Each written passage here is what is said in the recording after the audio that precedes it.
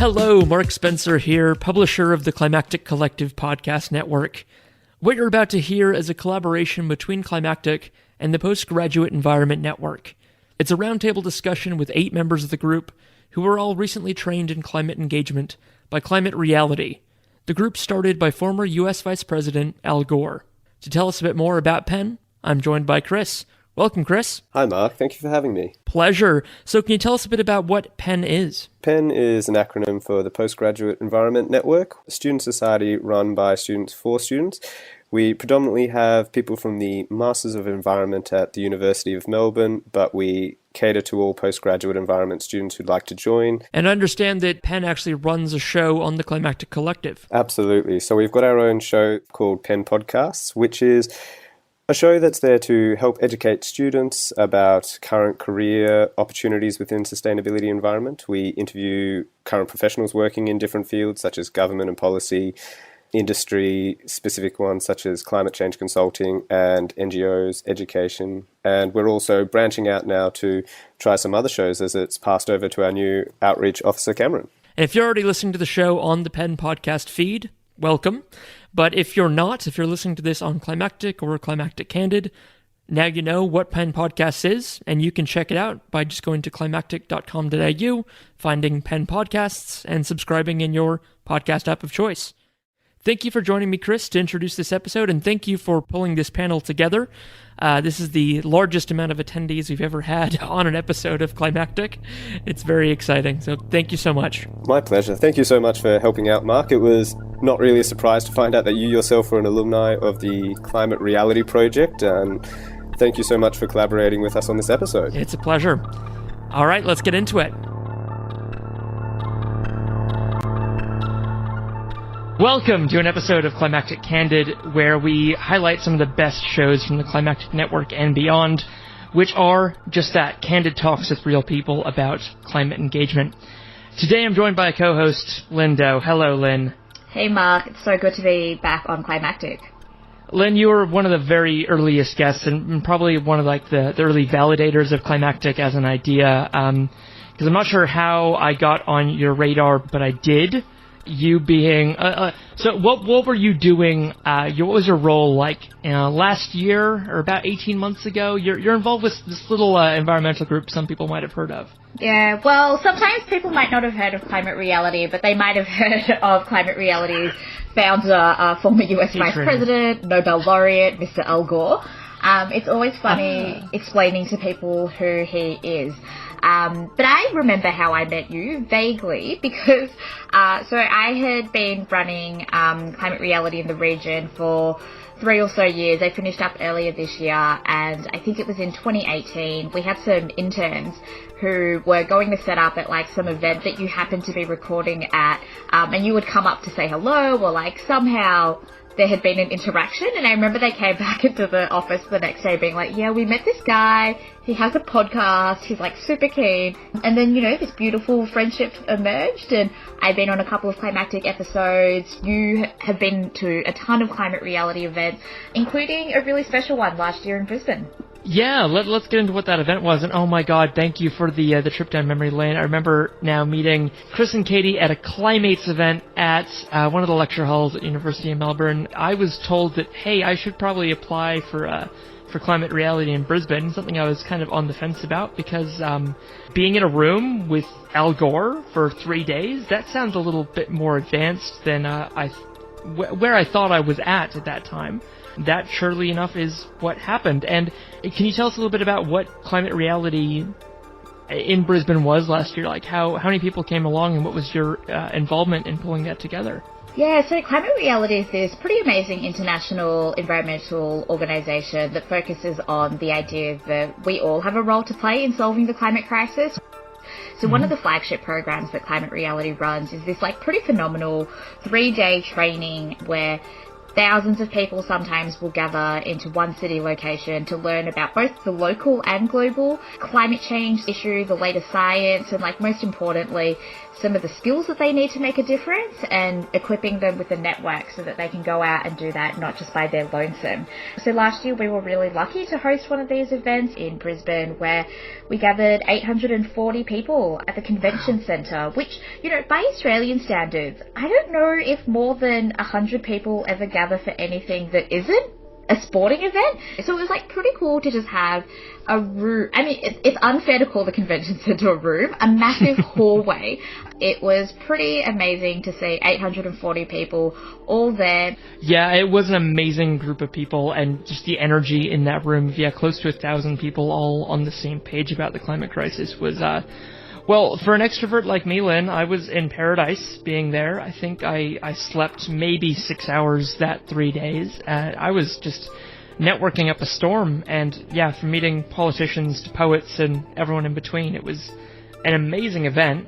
And that's why it was really cool today to jump on a call with you with some new leaders and sort of see where they're at a few weeks after the training. And what's happened this year, of course, Lynn, there's been this thing going on. I might have heard of it. It's like a virus. See something.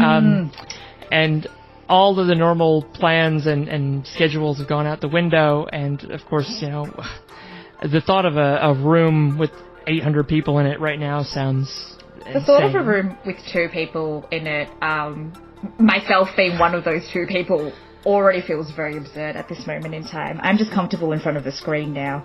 That's right, Len. Even this great fidelity of audio is making me uncomfortable because I think you might be anywhere near me. But I know we're separated by at least a few suburbs, so I'll get over that. So yeah, what you're about to hear is a chat with 8 newly graduated, I'm not sure of what the right terminology is. Minted, commissioned, 8 new climate reality leaders who all have something in common. They're all members of the Postgraduate Environment Network, which is a student group out of the University of Melbourne, which I understand is where Climate Reality for APAC has been based for the last few years. Is that right? Yes, over the last 4 years. So obviously, again, not right now, but if you ever want to see a Climate Reality staff member in person, that's where you should go. Walk around a very large university campus and you might run into someone. Just shout for Al Gore and someone will help you. Probably a security guard. That's right. So settle in and enjoy this chat that Lynn and I had with 8 newly minted Climate Reality leaders, and find out more about Climate Reality and kind of demystify what this mysterious Al Gore group is all about. And why you should head to the next online training.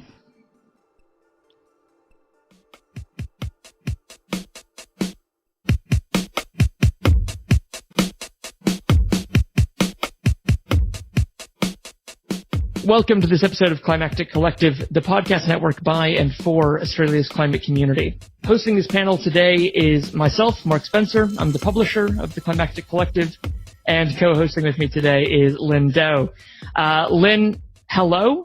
Hi, so good to be back. It's great to have you back. We have done a few episodes now about climate reality, but it's been a while, and today was a good opportunity to have a chat with some newly trained climate reality leaders. Lynn was trained as a leader all the way back in 2007. She then joined Climate Reality in 2016 and ran the Climate Reality Project Office for Asia Pacific out of the University of Melbourne for 3 years.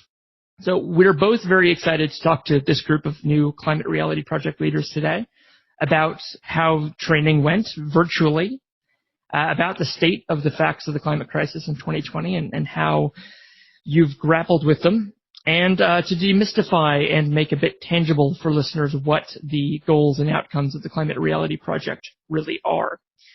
So now I'd like to open the floor for opening statements from each of you. If you'd like to let us know what you thought about the training, how you're feeling now that it's been a little while since the training ended. So for our listeners, I'm Chris. I'm studying a Master of Environment at Uni Melb. And probably the thing I got out most of it is that it reminded me that I'm also a citizen and not just someone who's aspiring to be a professional in the climate space. My name is Jessie. I'm from Colombia. I'm doing the Master of Environment as well, specializing in governance policy and markets. I think the training was really interesting, but the most important thing for me was that I was able to share my experience and my background with other people who had the same motivation and the same inspiration. So that was really exciting. I was inspired by these people, and I thought, okay, this worth it and we can make it. So that's something I really enjoy from the training. Hi, everyone. My name is Victoria. I'm also studying a Master of Environment at the University of Melbourne, and I'm from America originally. I really enjoyed Climate Reality. I have, a few comments I can make on my overall experience, but I think one of the things that I took away was from the first session was when they talked about the moment of 5 interconnected crises. Because since I'm studying Master of Environment, I focus very much on the climate change side of things with a bit of, conversation around the biodiversity. But the 5 things that they referenced were climate crisis, the coronavirus pandemic, environmental justice and systemic racism, democracy and biodiversity. And I hadn't thought about all 5 of those issues being interconnected and having this be such an important moment. So I thought that was really helpful. My name is Doris. I'm originally from Hong Kong, studying Master of Environment in the Melbourne University as well. I originally have finance background, and I'm trying to leap into, the sustainability field. I think an eye-opener is how many people were actually involved in the training. Especially in the global training, we're talking about 5,000 people in the August batch and another 5,000 people in the July batch. And in the table work that, like my table mates, they're really awesome people and they've been doing some awesome work. So I think that was really inspiring for me, that I can see hope, for the direction that we're working toward. Hi everyone, I'm Alejandra. I'm also from Colombia. What I really, really liked about Climate Reality Project, it motivated me to do something and not just to stay studying and just keep pursuing this career path, more like take action. That literally motivated me to do something. It doesn't matter how little it is. It will cause an impact. We don't know the power that we have as communities, and that was very important for me. So my name's Amelia. I graduated from the Master in Environment at the end of last year, and I now work at the university on the sustainability team. I'm the same as everyone else. I really, really liked the whole training. I think it was really great to be able to connect with so many people.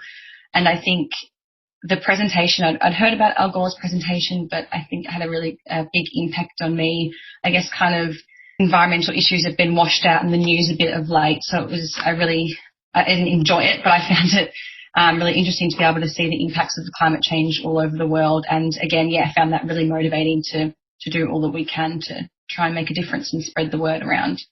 So my name is Rosalinda. I really enjoyed this training, but I really find a little bit hard to connect with people in the group that I didn't know before because many Master of Environmental students were there, so I just feel a bit familiar. Otherwise, it would have been maybe a bit difficult to connect with the group. Lucky last.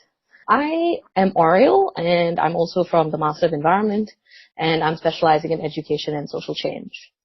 So I really enjoyed how current the training was. I think they did a good job trying to keep it relevant to all the issues happening today, specifically the pandemic and Black Lives Matter.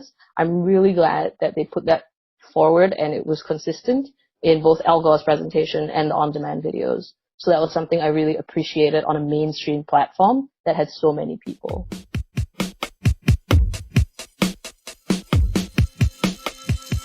Wonderful. Thank you all so much for those opening statements there. I think the main points I really heard coming through that was just the context of today. They couldn't ignore the fact that this is the first time you've ever had to do a virtual climate reality training just due to what life is in 2020 and the fact that if you have more than 3 people in the same room, you're probably going to be arrested for something. That there is a lot of hope and inspiration in what gets delivered through climate reality. But the format itself, presented a lot of challenges this time. So I'm curious if going back 6 months ago, what did you kind of know about climate reality already? Was this something on your radar? Were you looking to attend climate reality in the future? And why was now the right time for you to get involved? I really knew about climate reality since 5 years ago, I think, or before, like a long time ago, but I didn't have the opportunity to go to any of these places where holding that event. So for me, it was, oh my God, Climate Reality is going to be in Australia. I'm going to get to have a face-to-face learning and workshops and experience, But on the other side, I'm very happy that this training has really made accessible to more people around the world, which is great because that's what we want, right? With climate change, that information is spread to as many people as we want. So I actually heard of Climate Reality last year when Al Gore did the training in Brisbane, but I didn't think too much of it until I did an internship back in Malaysia, where I'm from, over the summer. And my boss actually was already a trained Climate Reality leader. And part of what the not-for-profit did was give Climate Reality talks. And I really liked how she tailored it to all the different people that she was seeing of all different ages. And I thought it was a really good way to engage people. And that's what made me decide to do the training. Follow that up, because pretty much like Oriel, I heard of it a lot, but I hadn't thought too much into it until a few of our friends like Ravina did it in 2019 and didn't have any preconceptions, but going in and having had time to thought about it, and maybe Victoria will have some thoughts on this too, I found it was a really good engagement platform for igniting global citizens into action and educating them on their ability to take meaningful steps towards solving climate change in their community, their city, or even in their country. Perhaps for people like ourselves who are studying this, it felt different to the people who haven't had an education in it, but I thought it was really useful for connecting everyone on that one level. Similar to Oriel and Chris, I heard about it last year when the training took place in Brisbane, and some of my friends who I really respect as foremost climate leaders in our master's degree went up there and got the training. So I had a really high opinion of it, and I knew that they got a lot out of it. When I came into it this time, I think I actually quite appreciated that it was spread over a few days online, because sometimes those conferences can just be a lot being thrown at you in a short period of time. And I feel like we were able to digest it a little bit better, take it on our own pace. And as Chris said, I really appreciate seeing how they're framing the climate crisis to people who aren't studying it, because we're constantly exposed to it in a way that's kind of a bit more, we're at a university, we're studying this, are expected to have a lot of background. So knowing how they are telling and having this conversation with people who aren't working or studying in this space is really helpful. And it helps me to take a step back and recognize that, not everyone knows as much as we do about it. Not that we're complete experts by any means. I know I have so much more to learn, and I did learn a lot from Al Gore's presentation, and it gave me some more things that I want to research into. Being able to see it, how people who don't come from this background are looking at it, and then having those conversations at our small group tables with a mixture of people from the background similar to what I have and from other spaces, seeing what really struck them was, I think, the most impactful thing out of the project. I totally agree with Victoria, because we study the Master of Environment, and the group of friends that, we have probably a little bit more environmentally conscious as well. Sometimes I'm a little bit scared to step outside of the green bubbles. To talk about some people who might be, not that interested, not their priority, and, blah, blah, blah. To talk about climate change not in a kind of like insurance way, but more like a kind of like conversation way. And I really appreciate that the training were conducted online, because originally it was not accessible to me. Because I am a part-time student, I have a work, and, I have other things on my plate. And because it was laid out as a global kind of like virtual training, that's the reason why I could sign up, and that's the reason why I could make time and attend. So I'm like, I heard about the project a year ago also, because a lot of master students did it. I didn't know what I was getting into, to be honest. I was just like, it looks like a cool opportunity, and I'm in that stage of my life that I want to take every opportunity that I can to learn. So I didn't have a lot of expectations out of it. I was just like, I'm just going in to see what's going on. I was very surprised about that thing of like putting all of this information available to people, because I connected with people from Colombia, from Mexico, from a lot of parts of the world, that it's very important. Like, I really appreciate that this is also going to like the US, Europe, Australia, but also it's very important to get this information to those vulnerable communities and developing countries. And we don't have those opportunities that often. We have very few opportunities. So for me, that was amazing. Like having like people messaging me like, oh, you speak Spanish. Oh, what are you doing over there? So that was very valuable for me. And I kept talking to them and trying to like keep encouraging that community, that Latin community that I made out of that project. Similar to a lot of people in this chat, so I found out about it last year, volunteering with the sustainability team at the time, and they all went over and they really, really liked it. So I had a lot of good feedback from them. So I was really keen to go this year. I think I'm the same as Victoria. I appreciated that it was broken down over a few days. I know there was a lot of people in my group. We had like our table had like a WhatsApp chat. I know it was a lot to digest for a lot of people, and they were getting quite disheartened, and I guess they were kind of waiting for the solutions to come. And I quite liked the setting the scene. I feel like, yeah, at times you have to choose what you show to people and the kind of impacts of climate change that you want to talk about, because it can deter people. But I think because we were all there for the reason to learn more and learn how to actually communicate that with others, I quite liked the way that it was done, and then we can go off and kind of tailor it to our audiences. So yeah, I really felt like, again, like it empowered us to go off and engage with our communities.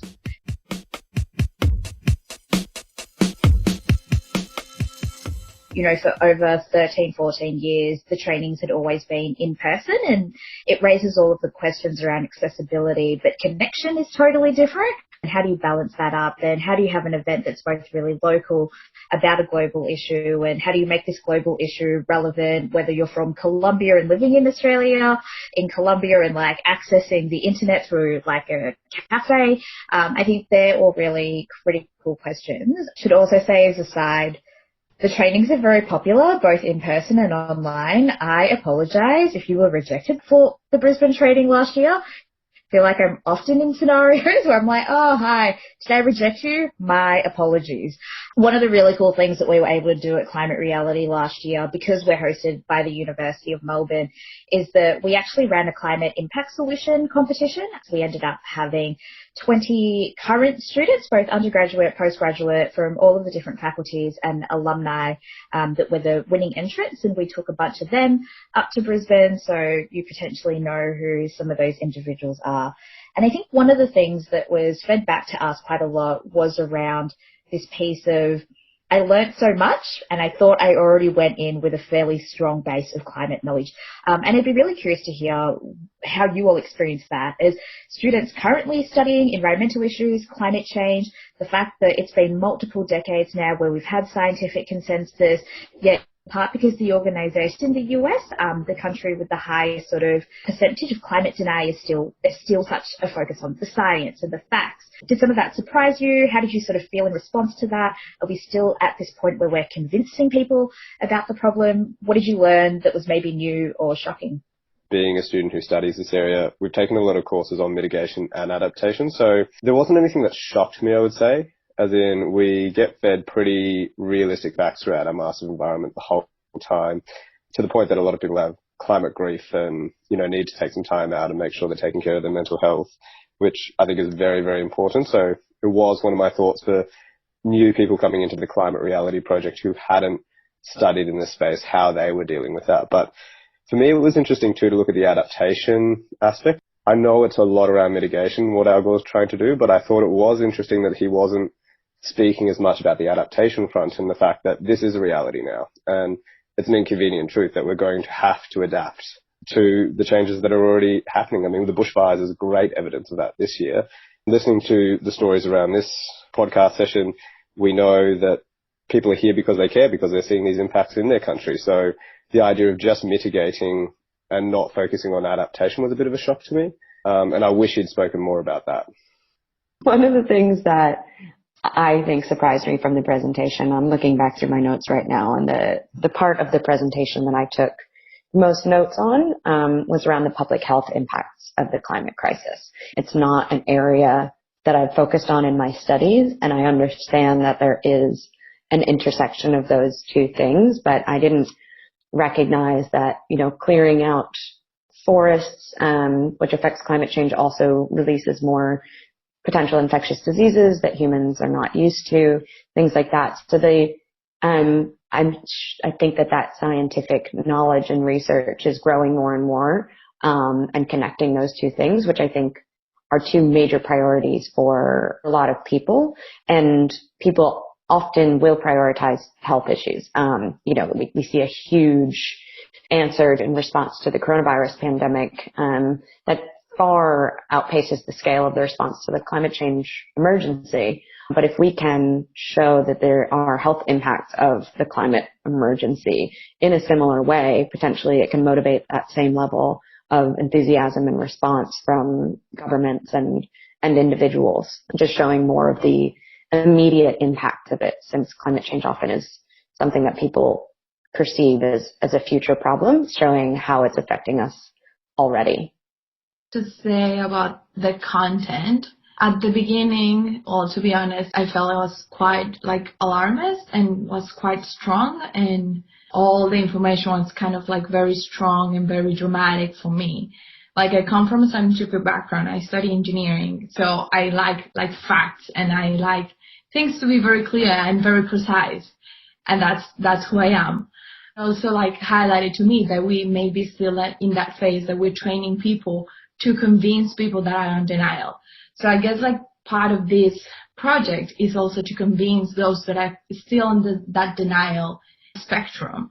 That's what the feel that I got from it, because of the type of information that was putting out there. There's still a lot of people that is in denial that we need to convince to come and to act towards climate change.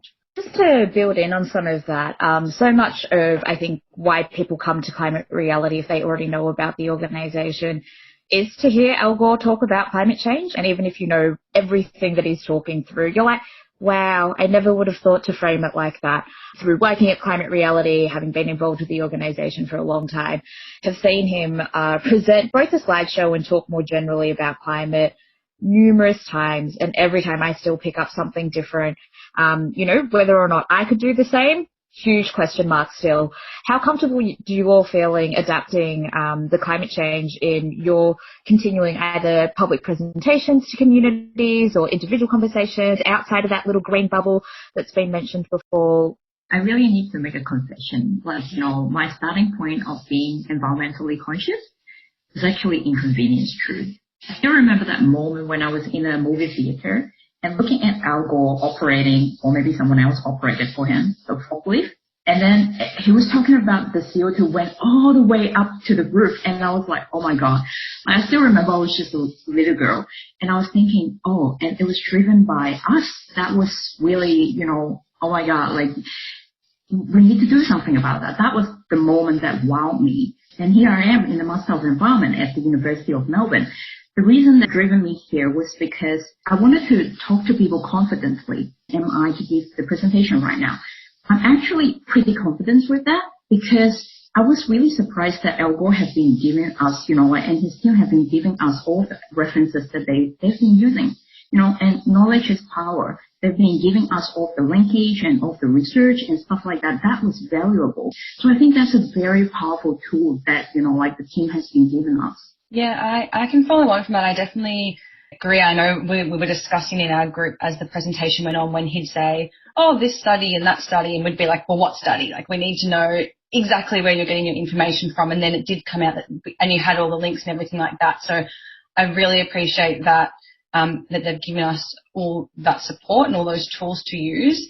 I feel like I need to practice a few times. I feel like, I don't know, maybe it's just so off-putting because he is so good at presenting, but it's one of those things that's just, you get better the more you do it. So I feel like probably don't feel very comfortable at the moment. I still, there was so much, there's still so much data and reports to go through and read. So I think starting there and continuing to read through not just what they've given us, but also what's out there. So you are able to answer any tricky questions and things like that. But yeah, hopefully in the future I'll continue to feel more comfortable every time I present it. So yeah, I'm excited to get going, I guess. Both Amelia and Lynn, you had good points about the green bubble, especially Lynn, and being comfortable outside of that. That's one of the challenges when I was referring to being a citizen. As a student and a professional who works in the environmental space, it's very easy to see yourself as just a professional, whereas presenting this as a citizen, as a concerned person for your community, that seems to challenge that green bubble notion quite well. It's not as easy to bring that conversation up with someone on the street, like a family member or, in this case, a policymaker. So I think it's a good challenge in terms of your direct question about confidence, and maybe starting off with smaller, shorter ones, whether it's the Truth in 10 or going, for the half-hour one, something that you can take a bite-sized chunk out of and then building up to the longer ones, and maybe an audience you feel more comfortable with, maybe not directly going to a large business, but a small community organization and trying to engage with them might be an approach. But I think it'll be good to see what everyone here especially can add, because everyone has a background in an education in environment and climate change, and what flavor they add to Al Gore's slides will be really fascinating to see. Totally. I think the biggest thing to note with the truth in 10 is it's more likely to be the truth in 20 minutes. You will take longer than the suggested time frame. And, part of that is figuring out, well, what's your climate story as well? I know that this gets covered a fair amount in the training, is that whilst the science, the research and the facts are super important, that's not how you change hearts and minds at the same time. It's also about stories. Why is it that you care? Why is it that you as a citizen have decided to pursue these studies and this career path as well? And I think regardless of the audience you're speaking to, when you come to any group, any presentation or conversation as your whole self, if you will, it really broadens out the scope of breaking out of the bubble and reaching new audiences. So I assume you've all attended conferences and workshops and things kind of like this before, maybe not a multi-day event like Climate Reality is. And definitely when I went into the Brisbane training last year, I felt like I was going into like a Ivy League for climate education. I didn't know if I was prepared for it. I'd only gotten serious about climate change engagement a couple of years before last year's, chance to go in Brisbane. So I just have a question for you guys around what it was like attending this virtually.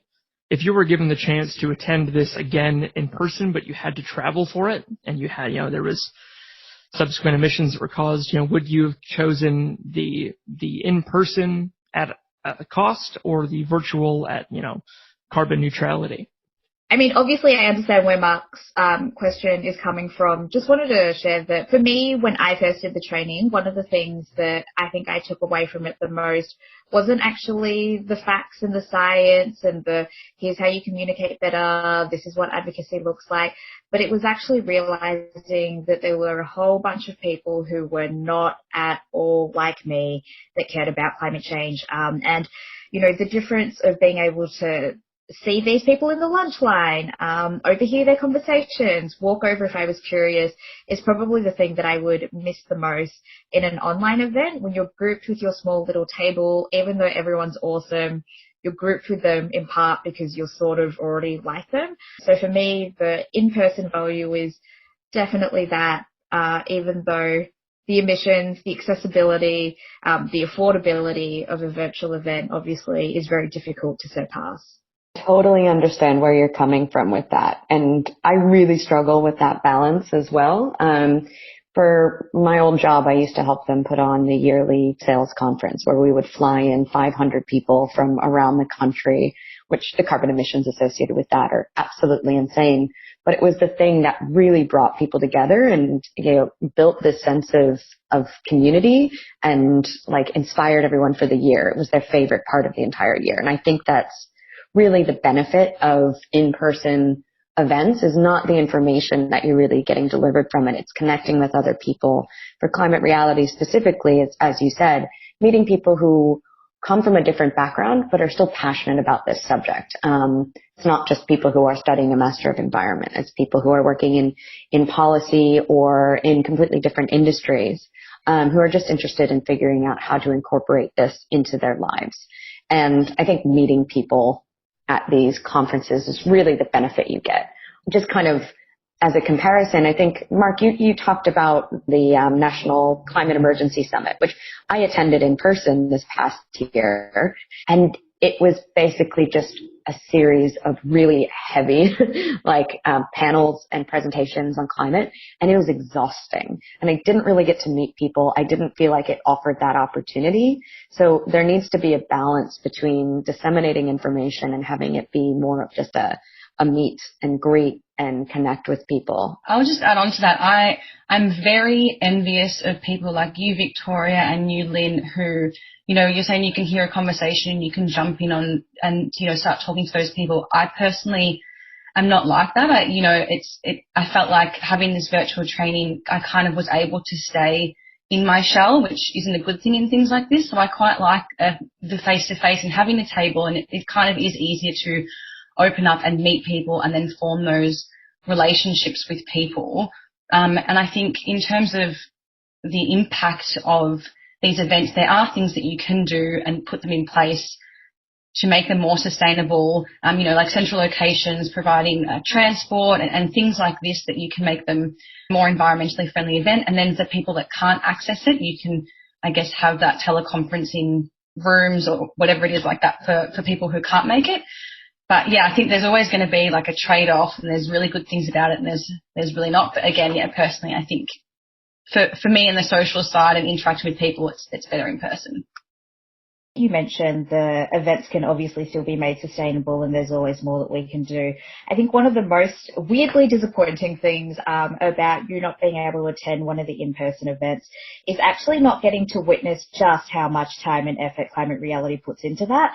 Part of my role over the last year was organising the Brisbane training, and we work with all of the venues to ensure that we're sourcing renewable energy to power the event. We work with the venue to change the way that they provide bins. And what's really great when you have, I guess, the purchasing power, if you will, of a big event with 1,000 people, is that if they're going to make the change to get our business, they're likely to keep on that change for other things that they do too. And over the many years we've run this event, it's probably one of the things that people have actually fed back to us the most, that this was the most applicable thing that I could immediately take back to my office place. I didn't even realize that you could do it like this. Everything from name badges are recycled. Everything that we serve is vegan or vegetarian.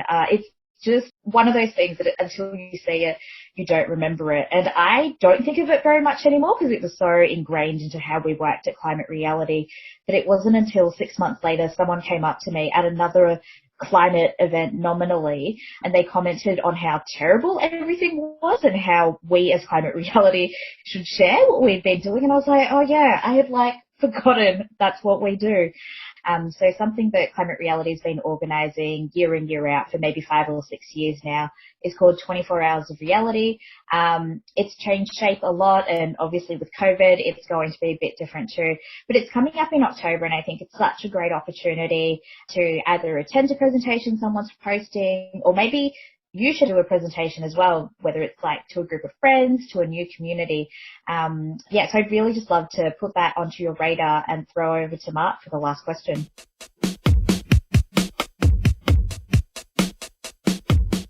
And right on time as well at 2:20. So the final question for all of you, ideally, it's the question of what's next for you. It doesn't have to be necessarily committing to, hey, there's 24 Hours of Reality in October, but there's the option there. What's next for you? And maybe what's something you think you're going to be doing now that you wouldn't have done before attending Climate Reality?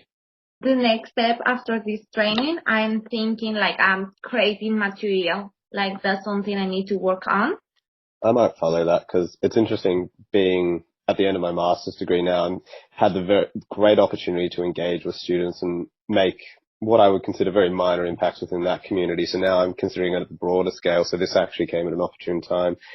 So we'll be just taking small steps outside the green bubble, writing letters to local policymakers, engaging with communities. I don't think I'll do the October 24 hours. I'm not sure I'm confident enough for that yet, but I'd love to do some presentations and engage with people. Moving forward, I think I mentioned this before, I really don't like giving presentations only because I'm not that confident in it, but it is a skill that I really, really want to build. I think it's a really important skill to have, and it helps you build confidence, not just in giving presentations, but also holding important conversations with people. So I'm definitely going to build up to that with friends, then maybe at work, and then maybe expand out from that. So that's a goal.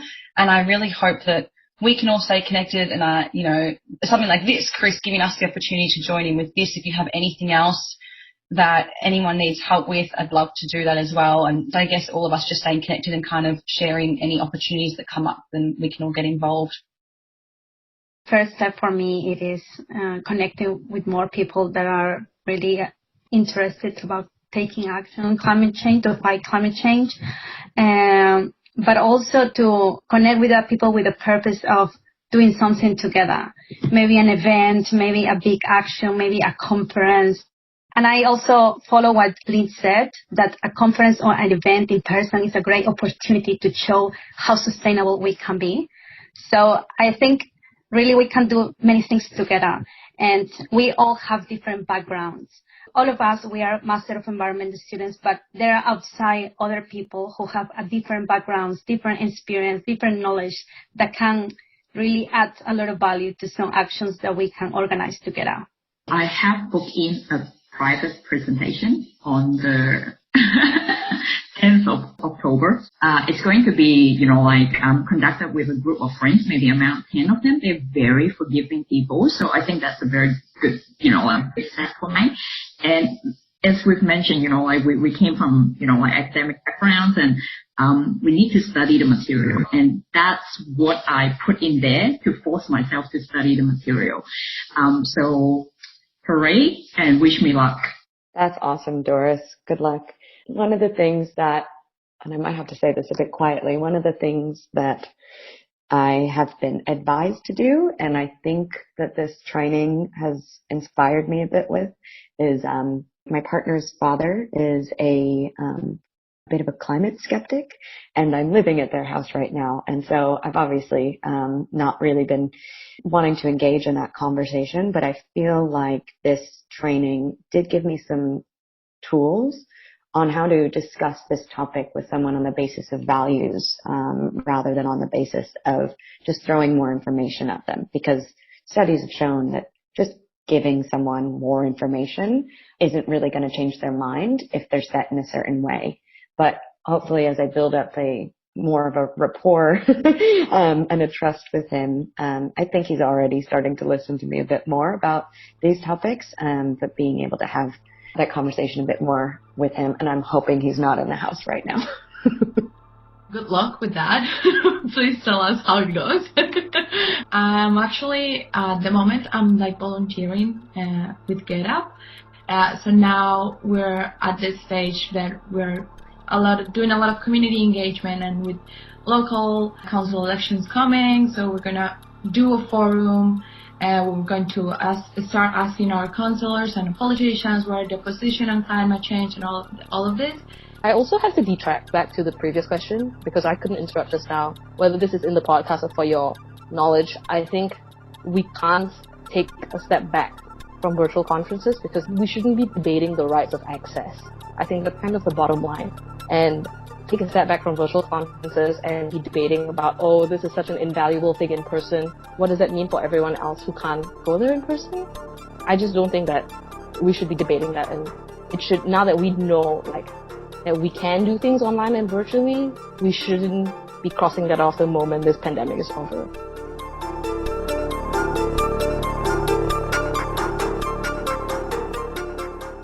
Well, this has been absolutely fantastic, and I think we're just a couple minutes away from 2:30. I've learned a lot. I've gotten really inspired by what you've taken away from this event, and the fact that from over a decade of this event happening in locations around the world, for this event team to pivot to deliver a virtual version of Climate Reality in 2020 is remarkable. Thank you so much to Lynn for coming along to co-host this with me. You've grown up with Climate Reality, Lynn, and you've given so much of yourself back to this group, and people like myself being able to go along, and everyone on this call has been directly impacted by your work you've put in at Climate Reality for years now. So thank you very much, Linh Do. Thank you to Chris Dixon from Postgraduate Environment Network for pulling this panel together, and thank you to all of the wonderful attendees for this.